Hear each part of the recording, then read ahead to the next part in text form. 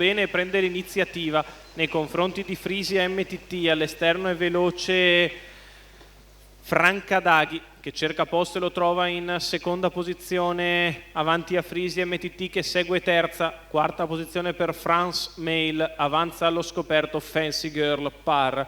14,7 il lancio da parte di Felce Florida che ha preso l'iniziativa dall'1 e ora si trova in buon vantaggio.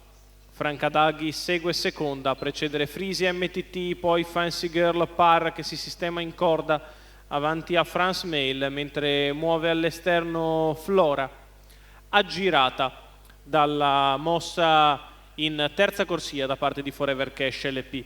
600 in 46 spaccato. Felce Florida continua a camminare di buona lena al comando.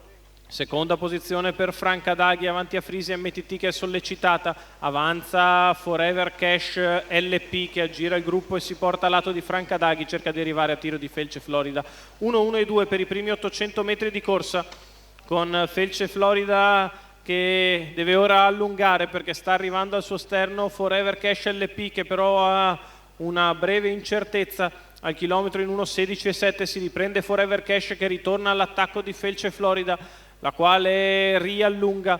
Poi sempre a tiro Francadaghi, gli altri molto più indietro con Fancy Girl Par in quarta posizione avanti a Flora. La retta opposta alle tribune in 14,6. Felce Florida in fuga, Forever Cash LP che prova a non perderla di vista. Poi Francadaghi.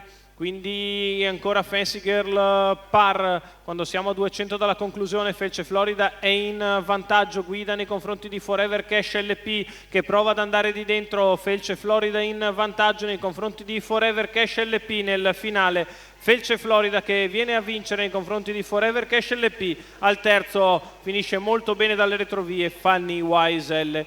31,1 ad arrivare, 1.16,1 il ragguaglio cronometrico per il successo in coast to coast di Felce Florida. La prima uscita per Roberto Ruvolo, i colori di Tania Favaron, successo della 3 anni da Nadal Sheba che conferma l'ottima sgambatura e viene a vincere con facilità nei confronti di Forever Cash LP che corre molto bene, prende il secondo. Al terzo dalle retrovie Fanny Waiselle, c'è il giallo della giuria per visionare il filmato della corsa. Attenzione, la giuria prima di confermare l'ordine d'arrivo si riserva di visionare il filmato della corsa.